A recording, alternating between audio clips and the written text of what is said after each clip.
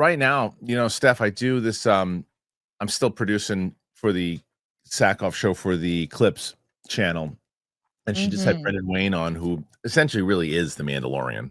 Pedro Pascal does the voice, but uh, Brendan Wayne is the Mandalorian. For anybody who either how often does he even talk? The majority of stuff that you're seeing is Brendan Wayne. So I think that it's Brendan Wayne is number one, the most of the character, and then Pedro Pascal comes in to lend his voice. But anyway, the point is he's going to be Brendan Wayne will be starring in The Mandalorian and Grogu, and this is an update.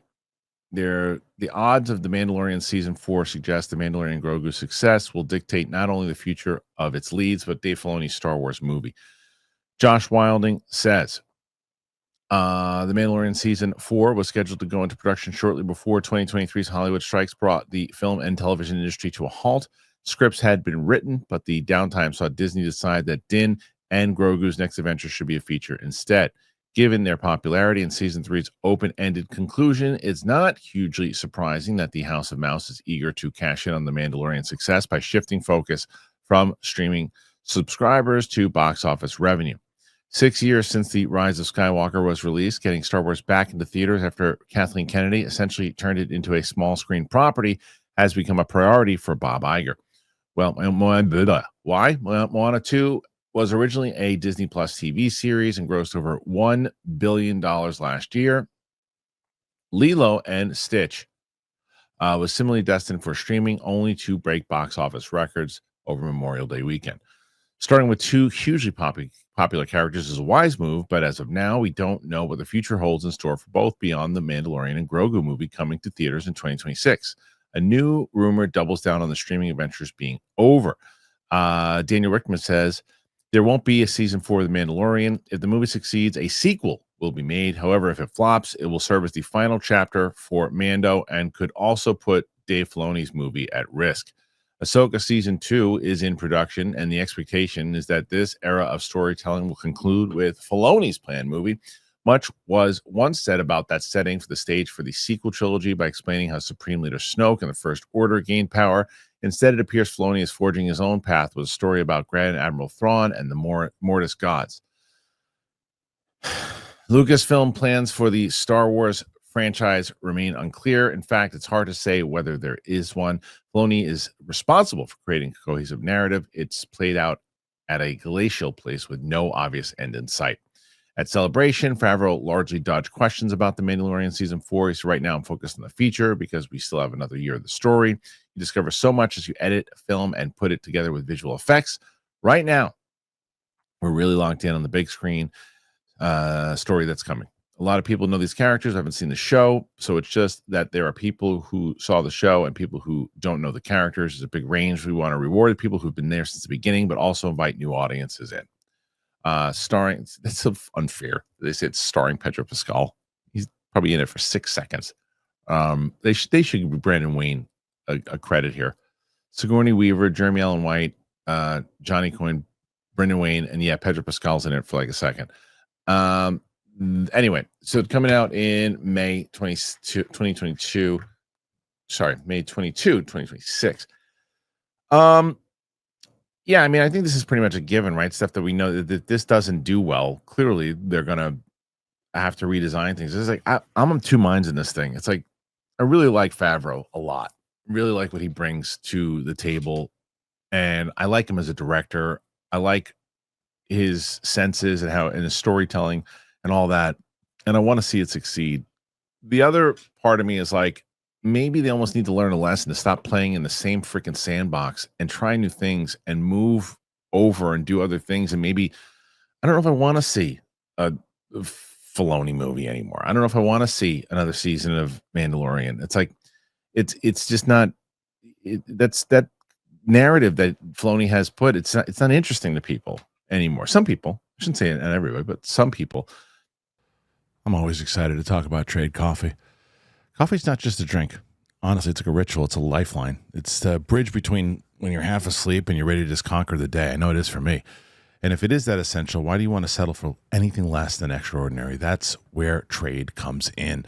I love Trade so much. It is part of my routine every morning. It is the #1 U.S. coffee destination. It brings you fresh coffee from over 50 of the country's top roasters. Trade's prices are on par with grocery store brands, but the quality, though, it's for me, it's next level. Plus, you are supporting local roasters. It really is a win-win. And if you're headed out on summer vacation with Trade subscription flexibility, you can pause it, you can shift delivery when you're away, and resume when you're home, ensuring that you're going to get the coffee. I swear by Trade Coffee, guys. You know I do. If you've been watching my show long enough, you know that I can't shut up about Trade Coffee. I love them. I love the different qualities. I love the quantity. I love the taste.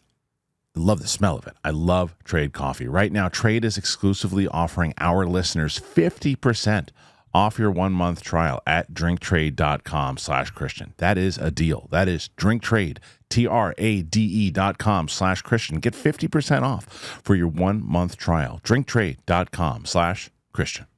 But I also want it to succeed because I want to see Star Wars succeed.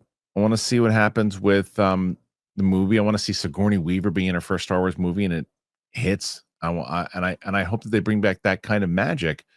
But I do think this is the end of The Mandalorian in general. And I do actually think this movie is going to do very well because it has been, regardless of what people say, and people are like, Star Wars is not dead. It's limping, but it's not dead. Dead means no one cares. So if you can get people back into the audience, it will show the audience back into the theater. It will show that it still has an opportunity to succeed. How do you feel about it?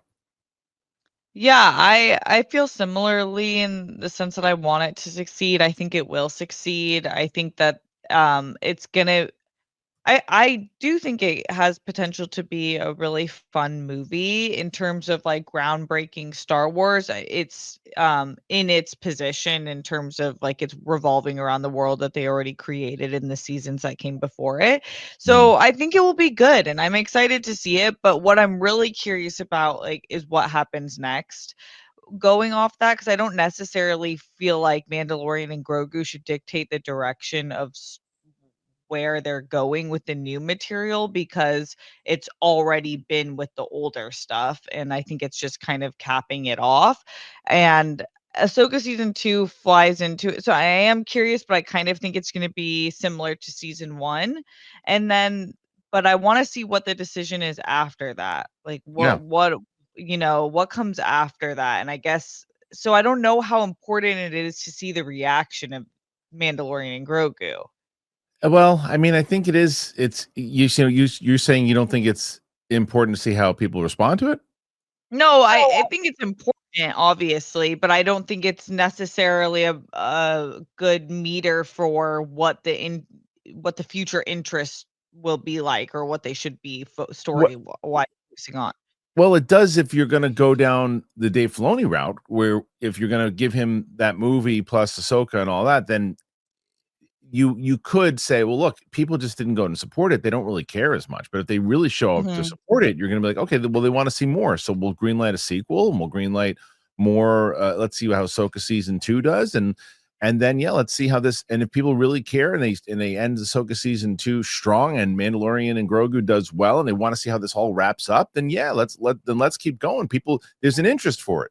But if people don't show up for it, if they rely too much on the volume and they try to cut costs because they want to do $120 million movies, which I'm all about.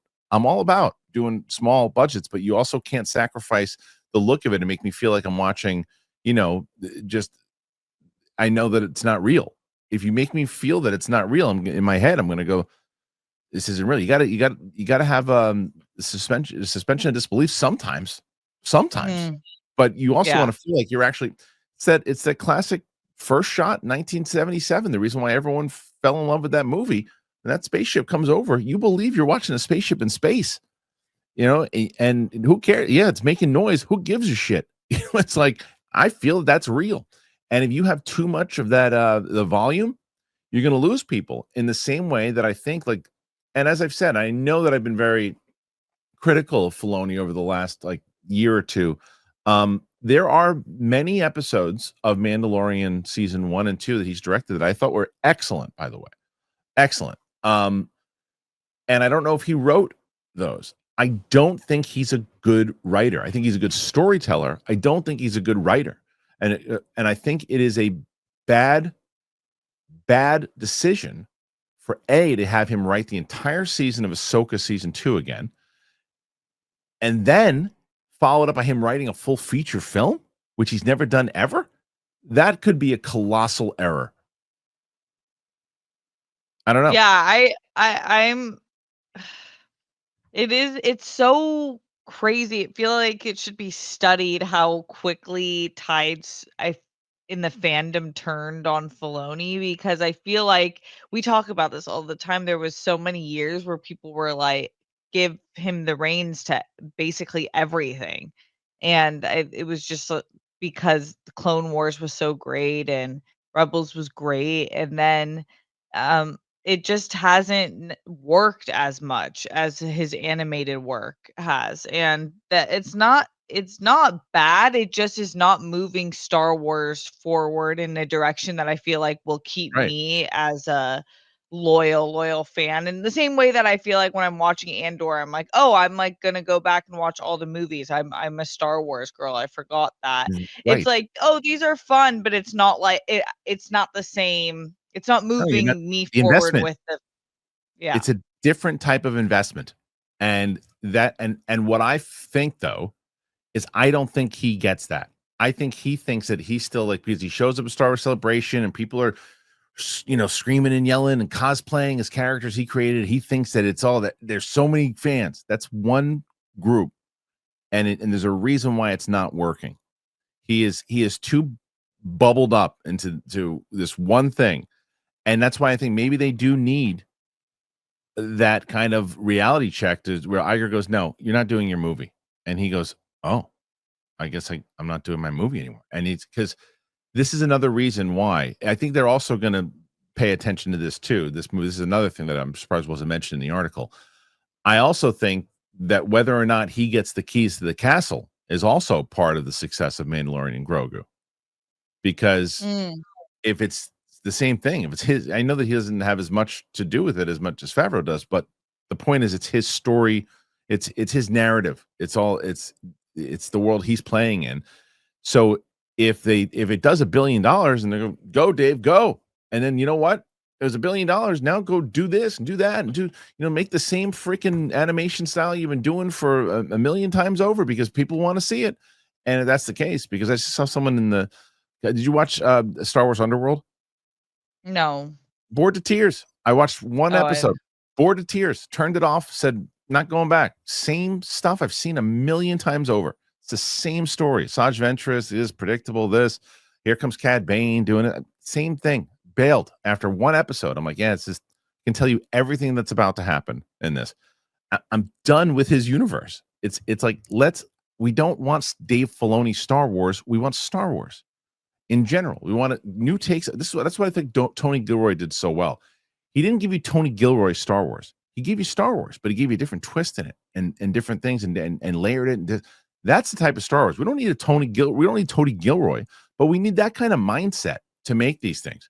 We don't need Dave Filoni's rules and what you can do and what you can't do. It's not working. It is not working.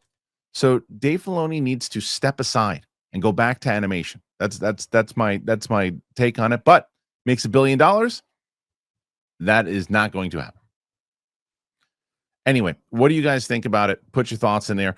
Do you think Mandalorian and Grogu is going to make a lot of money, and will we see that Filoni movie? Put your thoughts in there. Let me know.